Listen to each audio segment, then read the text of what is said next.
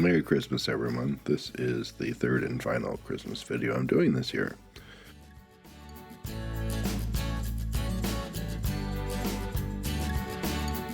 I always start with a plan, so Eva and I were measuring all the project scraps I had left to come up with what size we think we could make with the free wood we had.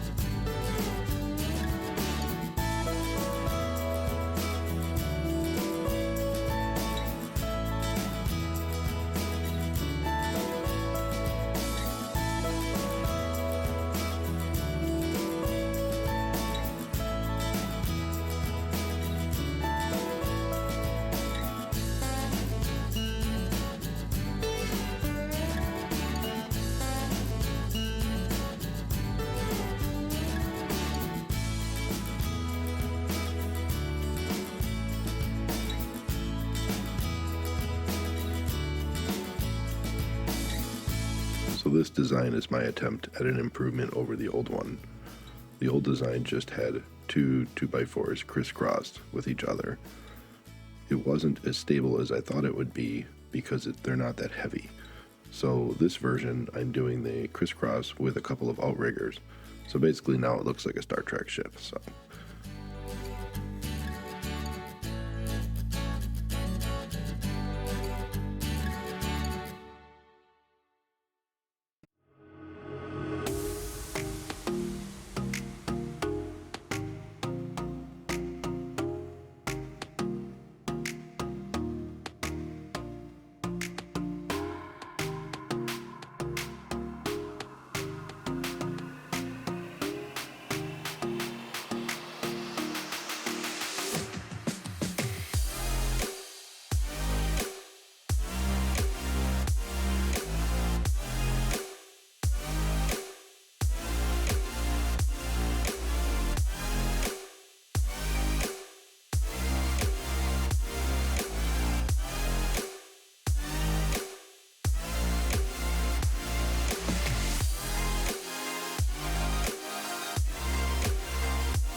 The point of the paint is partially to hide them when they're sitting out in your yard, especially if they're in your front yard.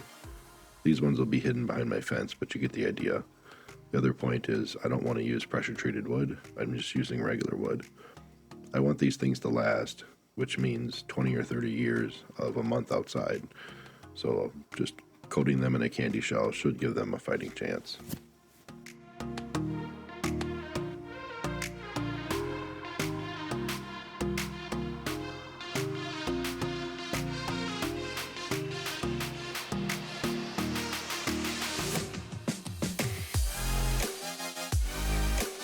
So the point of showing you the materials, I realized that not everyone has a Menards or is even in the United States.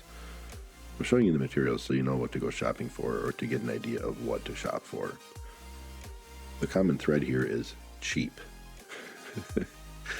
When I do stuff like this, it's cheap. Cheap and good and durable materials.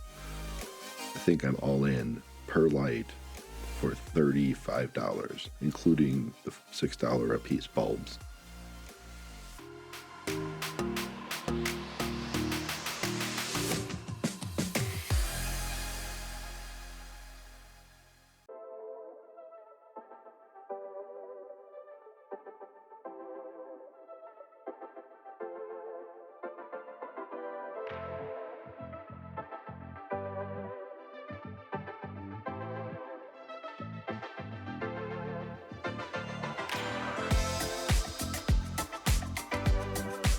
So these boxes have 4 connections, one on each side, plus one on the bottom if you want to use it. I only installed clamps in 2 of them, one for power coming in and one for power going out. You could just as easily have installed 1 for power in and 3 for power out and make yourself a splitter. I just don't have a need for that personally.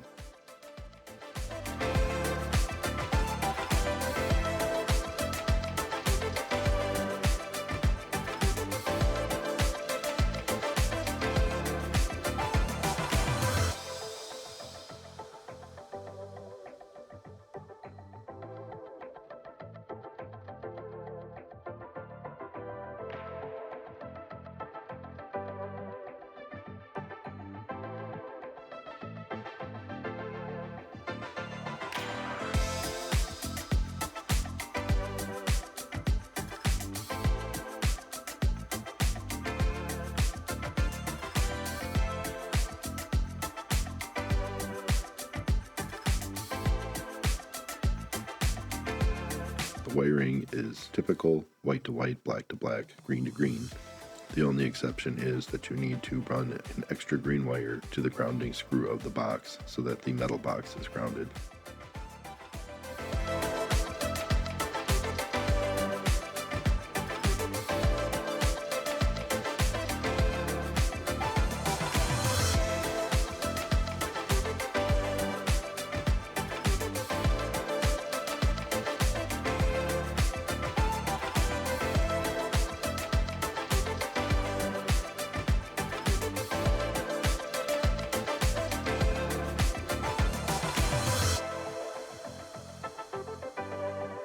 And this is probably an unnecessary step, but I thought, what the heck, I've got this used tube of caulk I keep milking. I'm just using silicone to try to seal up around the connector and where the cord goes into the box.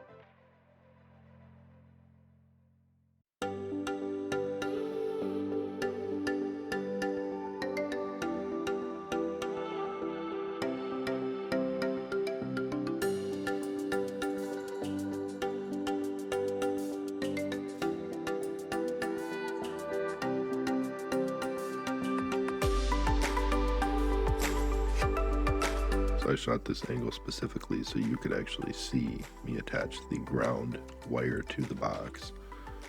In this case, I just took a piece of copper out of a piece of Romex, but you could just as easily have taken a piece of wire from the extension cord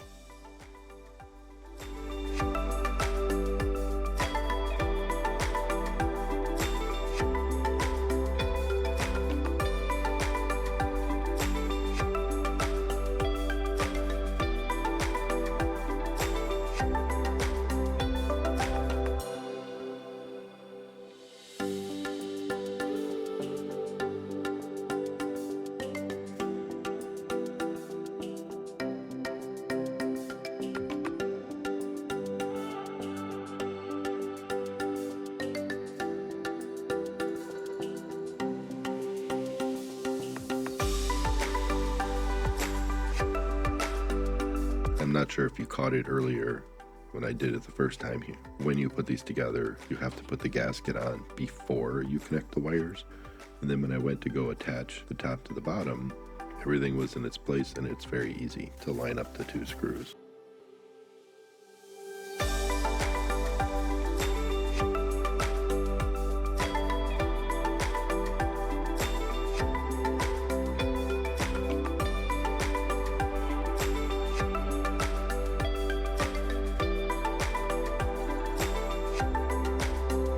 Don't forget, test as you go.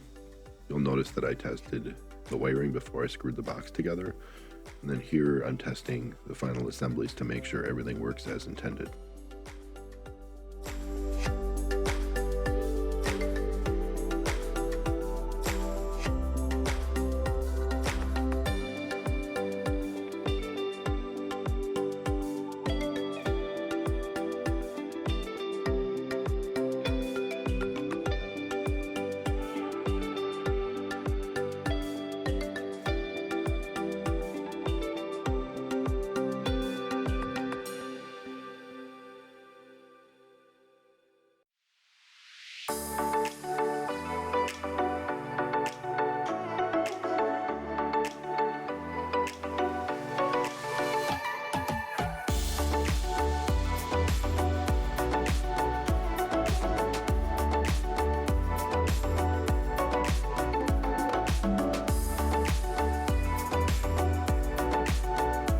Now you can spin these in your yard to get the right bulb orientation, or you can just spin each individual bulb as they're on a pivot. That's how you screwed them into the box to begin with. You can also loosen the adjustment screw at the joint, and you can swing up and down the light. Because keep in mind, these are floodlights, so they're meant to be aimed. So you can just aim these to whatever you want to achieve the desired coloring effect.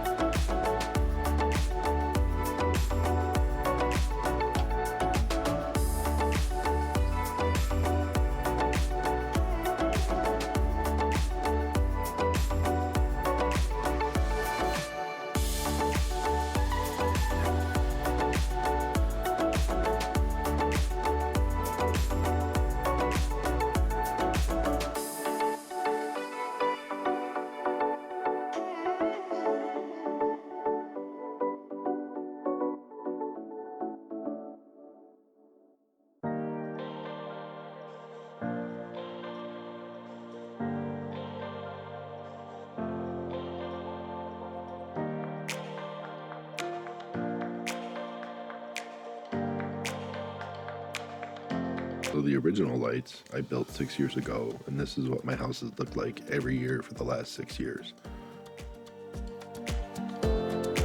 Here's a walkthrough of the 3 I just built and what I did with them in my backyard. They're out in the wide open because there's a giant fence in my backyard that you can't see from the street. So I thought it'd be cool to make some neat effects on the tall trees in my yard.